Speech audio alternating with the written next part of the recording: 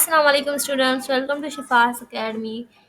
तो आज हम लेक्चर नंबर 6 करेंगे लेवल ऑफ ऑर्गेनाइजेशन। तो जल्दी से स्टार्ट करते हैं। लेवल ऑफ ऑर्गेनाइजेशन आप सब जैसे जानते हैं कि लेवल ऑफ ऑर्गेनाइजेशन जो चैप्टर नंबर 1 है क्लास 9 बायोलॉजी का introduction to biology chapter number 1 का सबसे बड़ा टॉपिक है, ठीक है, लेवल ऑफ ऑर्गेनाइजेशन। और इसको बच्चों को याद करने में बहुत ही मुश्किल आती है, ठीक है। आप इसको मैं बहुत ही सिंपल करके आपको समझाऊंगी, और जितना मैं आपको कहूँ आप उतना ही याद करें, मज़ीद याद ना करें वरना आपको बहुत ही मुश्किल हो सकती है, ठीक है। और मैं उतना ही आपको याद करने के लिए बोलूँगी जितना बोर्ड एग्जाम्स के लिए बहुत ज़रूरी होगा, ठीक है।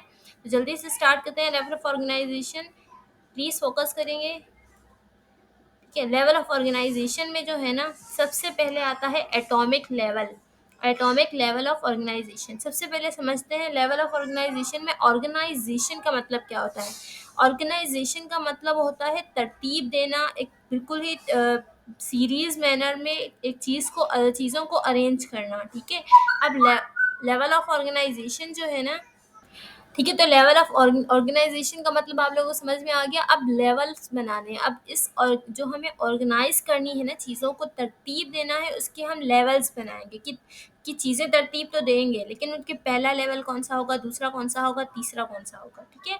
तो सबसे पहले जो लेवल ऑफ ऑर्गेनाइजेशन ऑर्गेनाइज करने के लिए जो कौन से ऑर्गेनाइजेशन, लेवल ऑफ ऑर्गेनाइजेशन में कौन सी, इंसानों या जानवरों की ऑर्गेनाइजेशन, मतलब जानदारों की। बायो पढ़ रहे हैं, ठीक है, तो बायो का मतलब ही होता है स्टडी ऑफ लाइफ, ठीक है। तो स्टडी ऑफ लाइफ इसका मतलब है, और तो हम इसमें किस चीज़ों को तरतीब देंगे जो लाइफ से मुताल्लिक हो, ठीक है। अब हम इसमें जो है ना, एक इंसान या एक जानदार का कंप्लीट स्टार्ट पॉइंट कहाँ है और उसका एंड पॉइंट फिर पूरा वजूद में आ जाता है, उसको पूरी ऑर्गेनाइजेशन, पूरी तरतीब को हम देखेंगे, ठीक है। एटॉमिक लेवल ऑफ ऑर्गेनाइजेशन सबसे पहला लेवल ऑफ ऑर्गेनाइजेशन है। तो जल्दी से स्टार्ट करते हैं। एटॉमिक लेवल ऑफ ऑर्गेनाइजेशन का मतलब है एटम की ऑर्गेनाइजेशन, मतलब एटम किस तरह से बना, ठीक है। तो सबसे पहले जो है ना, एक जानदार बनाने के लिए, एक जिंदा इंसान या फिर एक जिंदा मखलूक बनाने के लिए क्या होता है, एटम होता है। एक एटम जो है उसका सबसे छोटा यूनिट होता है, ठीक है। केमिस्ट्री में भी आप लोग पढ़ेंगे, एटम जो है वो सबसे छोटा यूनिट है किसी भी मैटर का। मैटर की डेफिनेशन क्या है, मैटर की सिंपल डेफिनेशन ये है कि everything which occupy space and mass, हर वो चीज़ जो जगह घेरे और वजन रखे। अगर हम जानदार की बात करें तो जानदार जो है ये कोई इंसान है, कोई क्या वो जगह घेर रहा है, बिल्कुल घेर रहा है। क्या वो वजन रखता है, बिल्कुल रखता है। तो हम ऑर्गेनिजम्स को मैटर कंसीडर कर सकते हैं, ठीक है। तो किसी भी मैटर का सबसे छोटा यूनिट क्या हुआ, एटम हुआ, ठीक है। एटम के बाद क्या होता है, एटम के बाद जो उसकी ऑर्गेनाइजेशन जो होती है वो होती है, एटॉमिक लेवल ऑफ ऑर्गेनाइजेशन के बाद जो सेकंड में आती है वो मॉलिक्यूलर लेवल ऑफ ऑर्गेनाइजेशन होती है, ठीक है। तो मॉलिक्यूलर लेवल ऑफ ऑर्गेनाइजेशन कैसे बनता है, जब भी एक मतलब एटम्स जो होते हैं ना, दो या दो से ज़्यादा एटम्स जब कंबाइन होते हैं, देखिए इस तस्वीर को देखें, सेकंड वाली को, इसमें एटम्स कंबाइन हो चुके हैं। तो जब दो या दो से ज़्यादा एटम्स कंबाइन होते हैं तो वो बना देते हैं मॉलिक्यूल्स, ठीक है। अब मॉलिक्यूल के अंदर हम देखें तो मॉलिक्यूल के अंदर दो टाइप्स हैं, एक होता है मैक्रो और दूसरा होता है माइक्रो मॉलिक्यूल्स। मैंने आप लोगों को प्रीफिक्स बताए थे कि प्रीफिक्स जो है वो स्टार्टिंग किसी भी किसी भी और जो वर्ड होता है, वर्ड रूट होता है, उससे पहले जो आता है वर्ड, उसको हम कहते हैं प्रीफिक्स। अब प्रीफिक्स जो है ना, मैक्रो का अपोजिट प्रीफिक्स कौन सा है, माइक्रो, ठीक है। मैक्रो का मतलब होता है लार्ज और माइक्रो का मतलब होता है स्मॉल।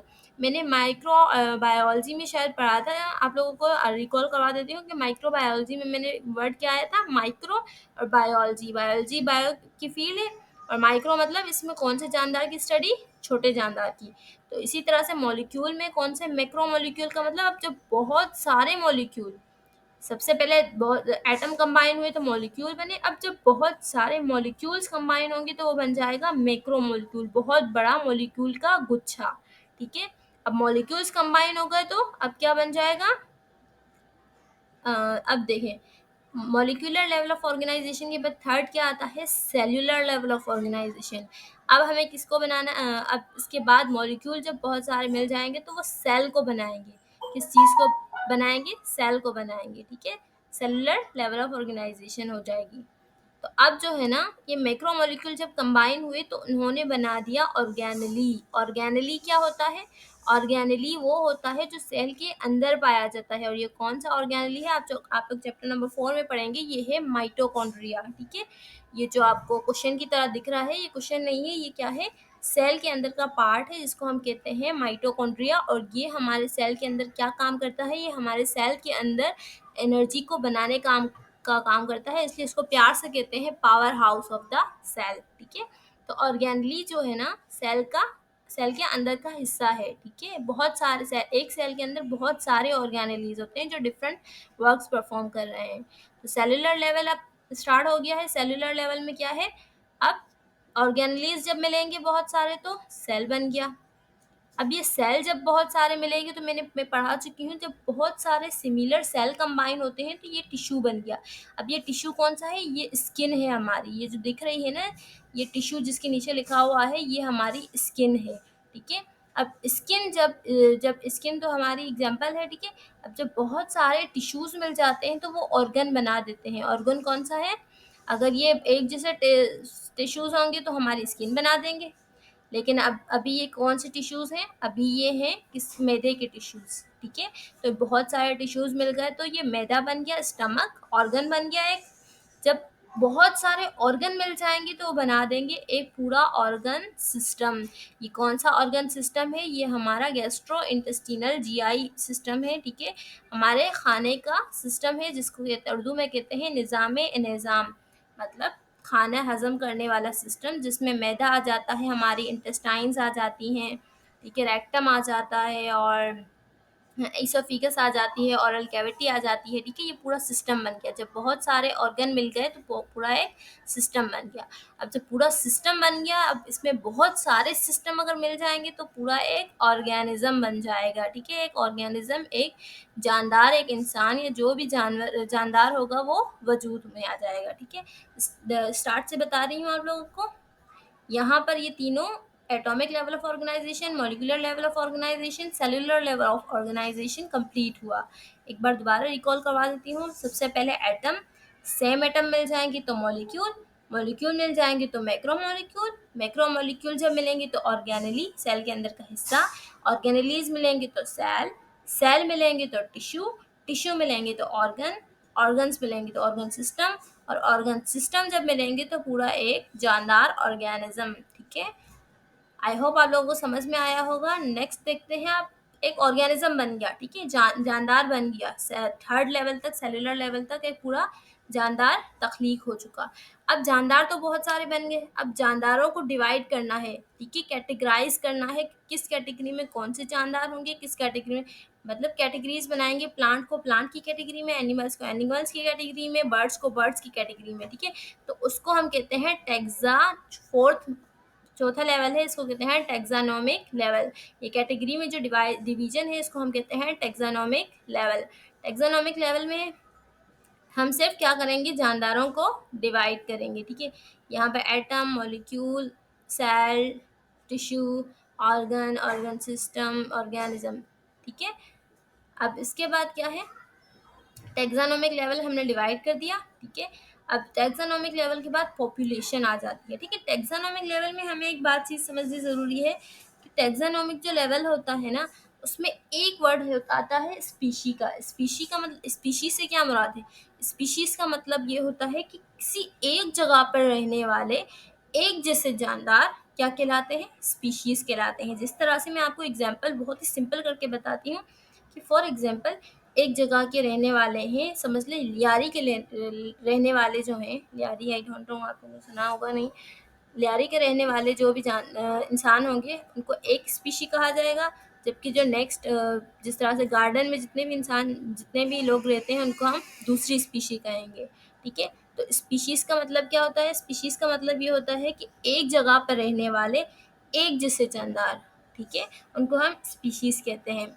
अब जब स्पीशीज़ मिलती हैं तो क्या बन जाती हैं, जब एक जैसी स्पीशीज़ मतलब एक जगह है। ठीक है, जहाँ पर सिमिलर स्पीशीज़ रहती हैं। ठीक है, एक जैसी स्पीशीज़ रहती हैं, उनको हम कहते हैं पॉपुलेशन। अब हम यहाँ पे क्या कहेंगे, ये पूरी एक पॉपुलेशन बन गई है, जहाँ पर सिमिलर स्पीशीज़ रहती होंगी उनको हम कहेंगे पॉपुलेशन।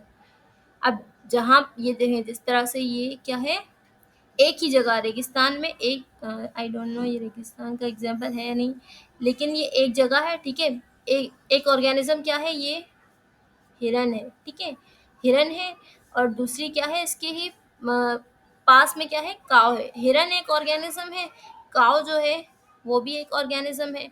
ये दोनों ऑर्गेनिजम्स क्या है, एक स्पीशीज है। हिरन की एक स्पीशी है और दूसरी काऊ की एक स्पीशी है। जब ये दोनों स्पीशीज मिलेगी तो ये बना देंगी पॉपुलेशन, ठीक है। ये क्या बना देंगी, जब सिमिलर स्पीशीज कंबाइन होती हैं तो वो बना देती हैं पॉपुलेशन को। जब डिफरेंट स्पीशीज, अब इसके नीचे देखें आप लोग, कम्युनिटी किस तरह से बनती है, कम्युनिटी इस तरह से बनती है जब डिफरेंट स्पीशी मिलती हैं। जिस तरह से अब ये ज़मीन पर रहने वाले हैं, ठीक है, जानवर, लेकिन इनके साथ कौन रह रहे हैं, उड़ने वाले बर्ड्स रह रहे हैं, ठीक है। तो बर्ड्स तो एक अलग स्पीशीज हैं, ठीक है, वो हवा में रहते हैं, ठीक है, लेकिन अगर उसी इलाके में रहते होंगे तो अब ये इन्होंने बना दिया, जब डिफरेंट स्पीशीज कंबाइन होती हैं तो वो बना देती हैं कम्युनिटी, सही है। और जब कम्युनिटी जो है, मतलब डिफरेंट स्पीशीज के साथ अगर नॉन लिविंग फैक्टर्स, मतलब पानी, हवा, मिट्टी, ठीक है, ये सब चीज़ें होंगी तो वो बन जाएगा इकोसिस्टम, ठीक है। इकोसिस्टम का मतलब क्या होता है, जहाँ लिविंग ऑर्गेनिजम्स के साथ, तो ये बन गए, ठीक है। इकोसिस्टम क्या होता है, जब लिविंग ऑर्गेनिजम्स जो हैं वो नॉन लिविंग फैक्टर्स, मतलब हवा, पानी वगैरह के साथ जुड़ जाते हैं तो वो बन जाता है इकोसिस्टम।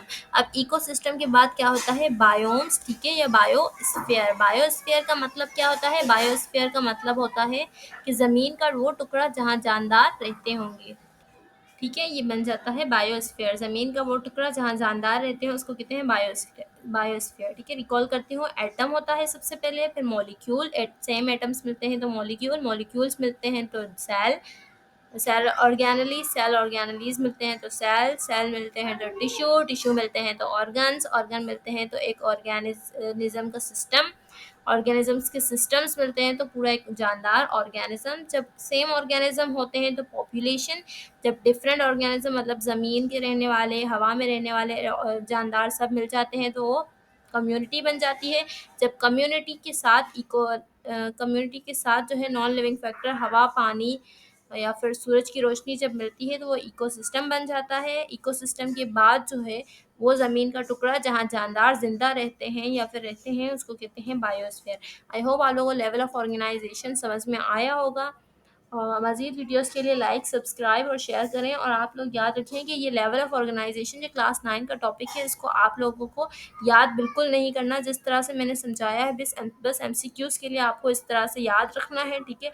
इसका लॉन्ग क्वेश्चन आने के इम्कानात होते हैं मगर वो बहुत ही चांसेस कम है, इस वजह से आप इसको याद ना करें क्योंकि इतना लेंदी क्वेश्चन है कि अगर आप इसको याद करेंगे भी तो आप लोगों को याद तो रहेगा नहीं, ठीक है। और दूसरी बात, जो मेन जो क्वेश्चंस हैं, जो लॉन्ग क्वेश्चंस में आते हैं, आप लोग वो भी इसकी वजह से स्किप कर देंगे। तो आप, मेरी तो यही आप लोगों की एडवाइस है कि इसको आप, इतने पास्ट पेपर में बार बार रिपीट हुआ नहीं है, काफ़ी एक बार शायद मैंने देखा होगा पास्ट पेपर में आया है, तो इसलिए आप इसको बिल्कुल भी याद ना करें, ठीक है। सिर्फ जो मैंने समझाया है एमसीक्यूज़ की हद तक आप इसको समझ लें, ठीक है। अगर आप लोग समझ भी लेंगे तो शायद अगर आप कभी कोई शॉर्ट में आ गया तो आप लोग उसको अपनी वर्डिंग में लिख सकते हैं, ठीक है। Thanks for watching. Kindly subscribe my channel for Mazid videos. If any ask of questions, if you have any kind of question, you will ask me in comment box.